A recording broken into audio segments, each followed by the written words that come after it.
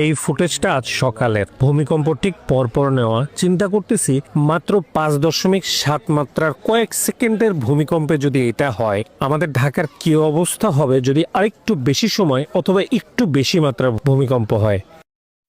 আল্লাহ, এটা আরেকটা পার্ট। এখানেও 2-3 জন মহিলা ছিল, পিচ্ছি ছিল, এরা গুরুতর আহত, হসপিটালে নিয়ে গেছে। এখান থেকে এরা সবাই ভিড় করছে, এখান থেকে লোকজন যারা আছে এরা এখান থেকে ভিড় করে পরে হসপিটাল পাঠাইছে।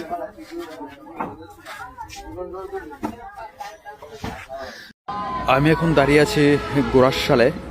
আপনারা জানেন আজ সকালে বাংলাদেশের ইতিহাসের সব থেকে বড় ভূমিকম্প হয়ে গেল। আর এই ভূমিকম্পের উৎপত্তিস্থল হচ্ছে নরসিংদীর গোরাশাল বা মাধুদ্দি এরিয়াতে। তো গোরাশালের এই জায়গাটা খুব বাজেভাবে ভূমিধস হয়েছে।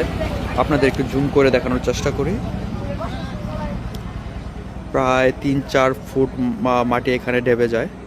খুবই বাজেভাবে এখানে ভূমিধস হয়েছে। এখানে বিভিন্ন টিভি চ্যানেল নিউজ করছেন। এখানে আছে যমুনা টিভি, ওইদিকে আছে চ্যানেল 24।